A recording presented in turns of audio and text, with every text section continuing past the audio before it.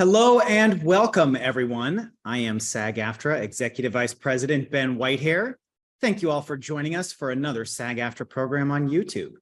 To stay current with all of our video events, we invite you to subscribe to this channel, which you can even do right now. We are joined today by American Sign Language interpreters Romina Mina and Mara Bassani Santamaria. As a reminder, today's program is being recorded, and you can watch the replay right here on SAG-AFTRA's YouTube channel, along with a ton of other wonderful content. Today, we present the PTEOE, President's Task Force on Education, Outreach, and Engagement program, Small Budget Basics, Micro Budget, and Short Project Agreements. Here is something all of us creatives know. Big stories do not need big budgets. SAG-AFTRA recognizes this too. Years ago, our union created promulgated low-budget film agreements because the members wanted to work on smaller budget independent films with the protections of a union contract. Fast forward a couple decades, and it's not just movies being made without a studio-sized pocketbook. Not only do we still want that work and those union protections, but many of us make those projects ourselves. This is why SAG-AFTRA created the short project and micro budget project agreements. And today we're getting the basics on how to get a project signed to one of these contracts. Today's presenter is SAG-AFTRA National Director, Entertainment Contracts, Jessica Johnson.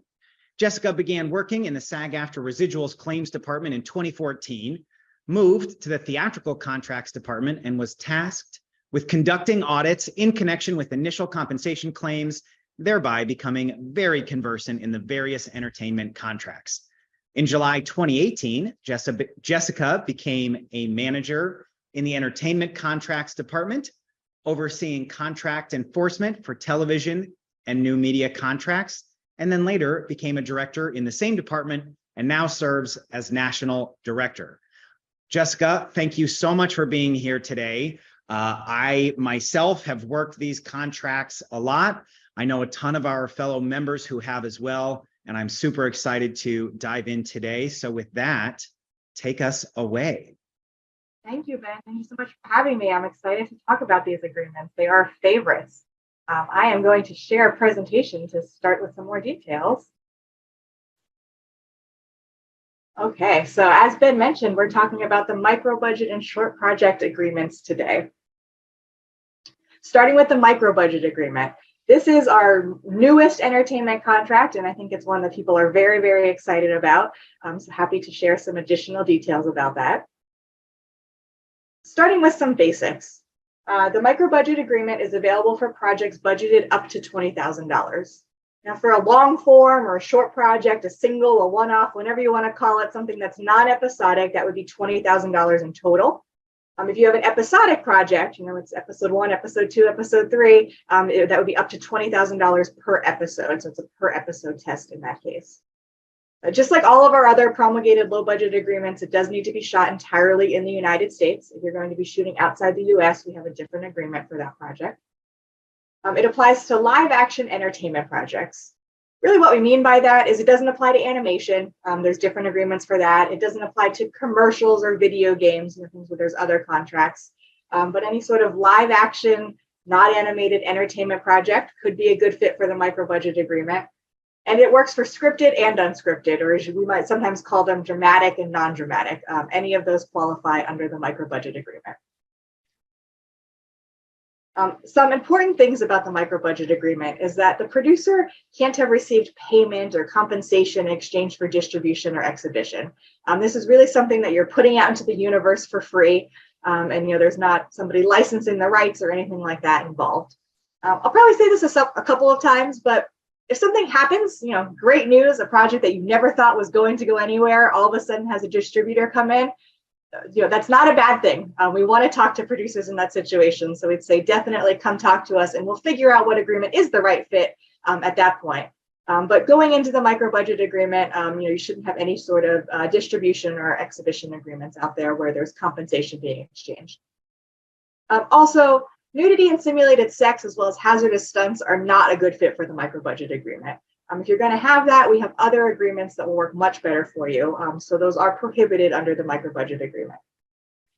Finally, it's somewhat limited where you can exhibit a micro budget project. As I mentioned before, they're really intended for free to the consumer type exhibition platforms. So you can go to film festivals, take it to free to the consumer new media platforms. That's anything where you don't pay a subscription fee. So it might be social media or YouTube or anything like that. You can exhibit a micro budget project on public access television. That is true public access, not public broadcasting. That is different, and we have a different agreement for that as well. You can screen a micro budget project for the type of screenings you need to do for Academy Award consideration. You can also exhibit it in the classroom. So the micro budget agreement is great for student film producers as well. And you can use it as a demo, to showcase your talents, either as an actor, a producer, a director, a writer, whatever your skill is. Your micro budget project can be used to demonstrate your talents in that area. So some of the benefits of the micro budget agreement to the producer are that there's negotiable salaries and terms. So it's very, very flexible.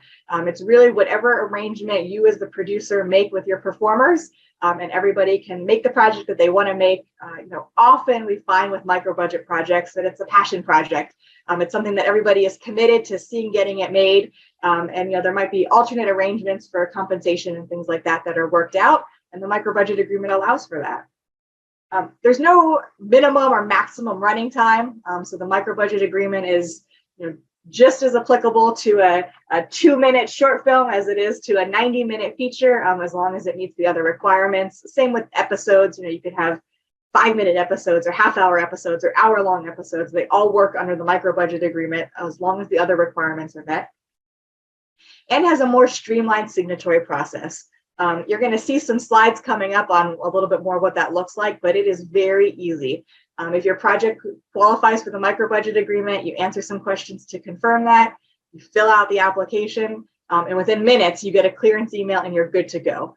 So the micro budget project works a lot for those last minute spur of the moment ideas that you just can't keep it in. You got to get it onto tape or whatever digital, so be it. But something that you need to get out there right away. The micro budget agreement works for that.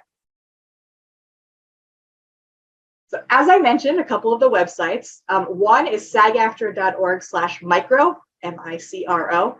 Micro is kind of the nickname for the micro budget agreement because micro budget agreement is a lot of words to use every time. But if you want to learn more about the micro, you can definitely check out sagaftra.org/micro. There's a video there that tells you a little more about the agreement and some helpful information. And we're always adding more to this page to help inform producers and performers about the micro budget agreement. Then if you're ready to go, the application you can link to from that previous page, or you can go right to sagaftra.org/microform, MICROFORM, and that's the application. So like I mentioned, the first page that you see here is some basic information about you, the producer. Then the next page are some questions, like yes or no type questions about your project to make sure that it qualifies. And after that, you actually go into the application or the agreement and answer some more questions about your project. And within minutes, you'll receive an email confirming that. If your project doesn't qualify, the system will let you know. You'll get a page that says this just isn't the right fit for you and to contact the union. And like I said, we have a ton of other agreements that will work for your project if micro isn't a good fit. And one of those is the short project agreement, which I'll talk about now. So the short project agreement, as the name implies, is for short projects. It's the successor agreement to the short film agreement. So if you'd previously worked under the short film agreement, you might be familiar with some of the terms that you'll see in short project. But the biggest change from the short film agreement to the short project agreement is it now allows exhibition in more platforms. It includes film festivals and new media. I'm getting ahead of myself a little bit, so I'll talk about that in the last bullet. But this is the brand new version of the short film agreement. So it's for projects budgeted up to $50,000. Again, this is just for shorts. It's non-episodic, so it's one-off, so $50,000 for the whole short film. A maximum running time of 40 minutes. So if you're going to go over 40 minutes, we have a different agreement that'll work for you. Like I said with micro, it has to be shot entirely in the United States. If you're going to go outside the US, again, there's a different fit that will work better for you, but short project agreement definitely works within the United States. The coverage under the short project agreement is all principal performers. So all principal performers are going to be covered under a SAG-AFTRA contract regardless of their membership status. And then the first 10 background actors per day, when you're filming in a covered background zone, have to be put on union contracts as well. The short project agreement allows for exhibition at film festivals, free to the consumer new media. Like I said earlier, that's anything where you don't pay to access the content. So it could be social media or sites like YouTube. It includes public access television, Academy Award consideration screening, and for demo purposes.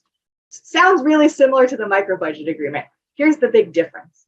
Under the micro budget agreement, that's all you can do. You can't go further than that.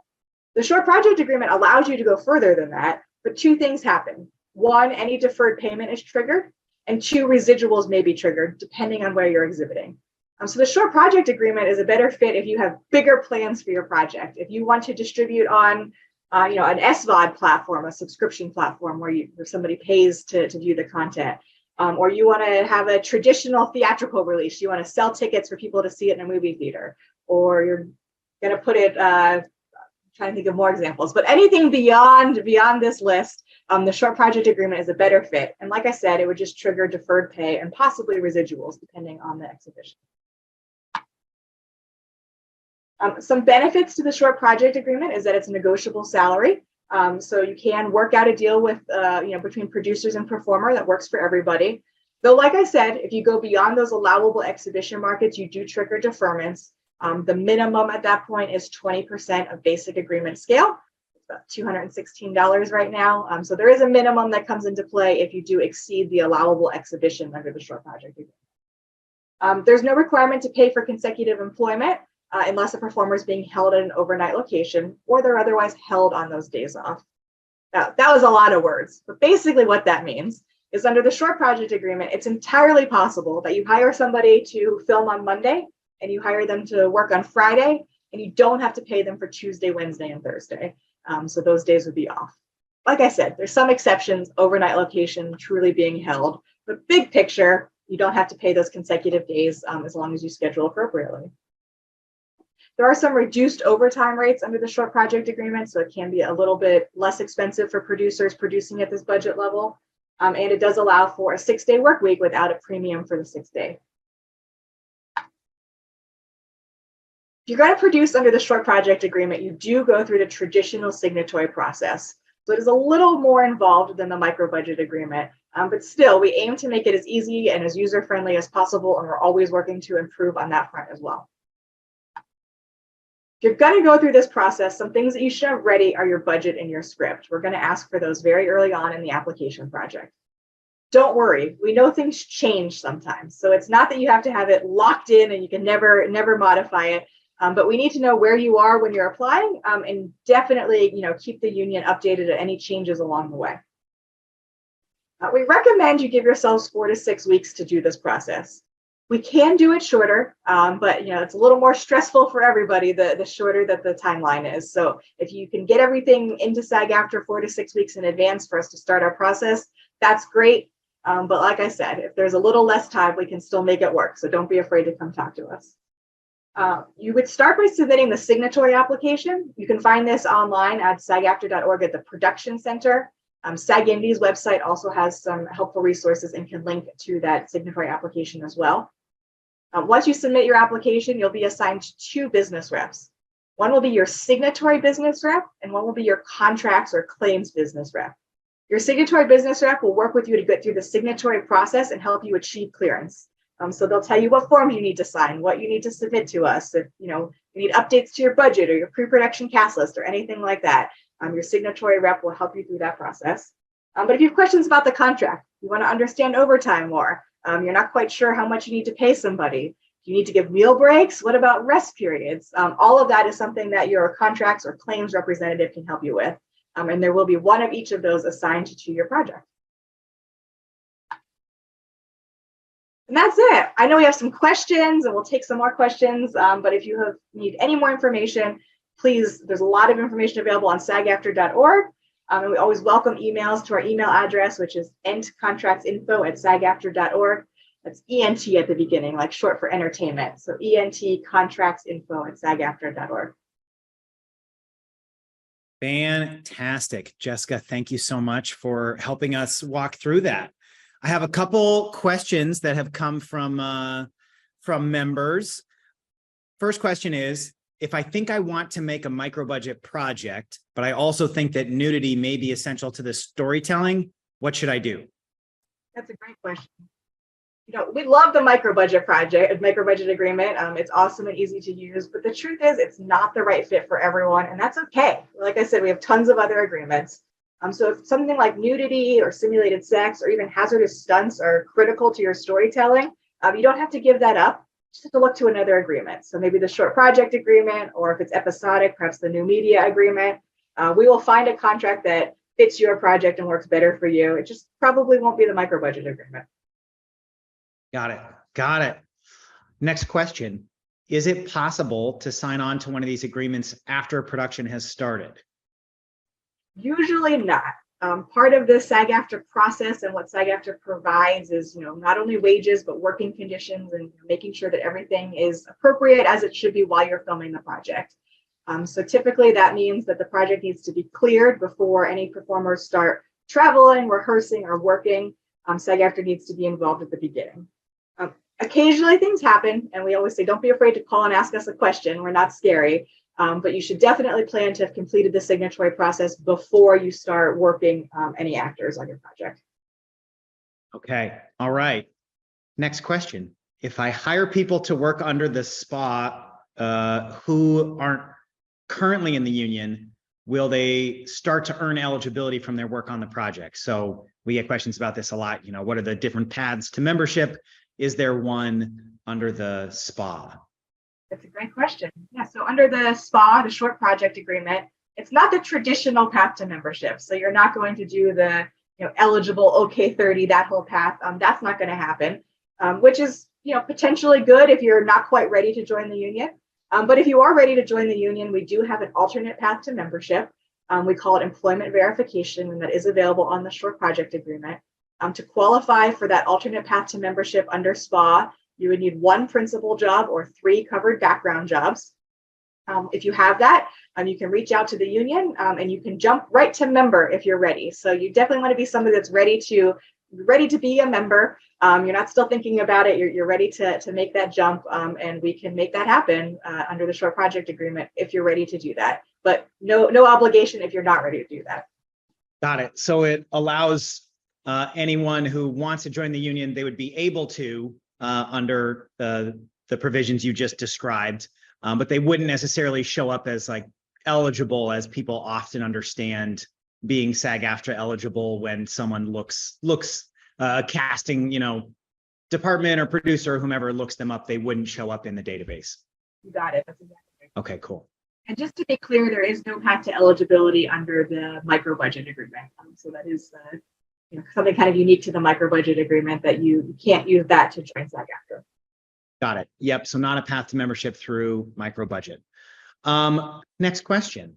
How reduced are the overtime rates under the SPA?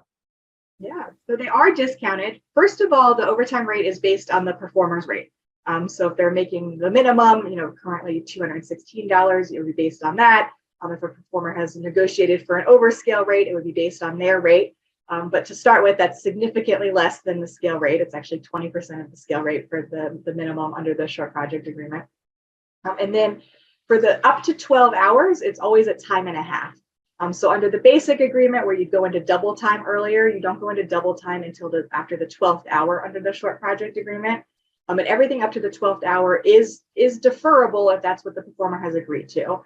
Like I mentioned, if you trigger deferment, then it all becomes paid because you went to Netflix or something like that. But everything up to that point could be deferrable. Anything after 12 hours does get a little more expensive. The very long days are going to cost you a little more as the producer. So after 12 hours, it would go into double time at the MPA rate, the moderate low budget project agreement rate. So it's a higher rate, it's double time, and it's not deferrable. So that's where it starts to get a little more expensive. But if you keep it under 12-hour days, it is a significantly reduced rate as compared to the basic agreement. Really designed to speak to the budget of these projects and help get as many of them made as possible.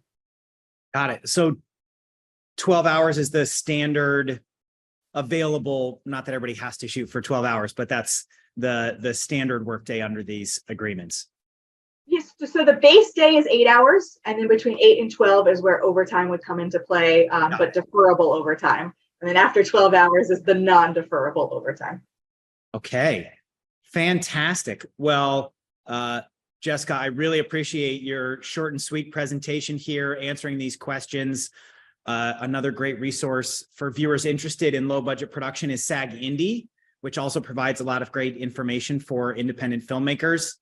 As I said at the beginning, I've certainly worked these contracts. I think it's a great way, you know, for our members to be able to keep working, getting footage, being creative, telling stories, and make sure that everyone is still honoring Global Rule 1 to work under a union agreement. And I really appreciate the work, Jessica, of you and your staff and all of my fellow members and member leaders who have helped to make sure that we have these in place.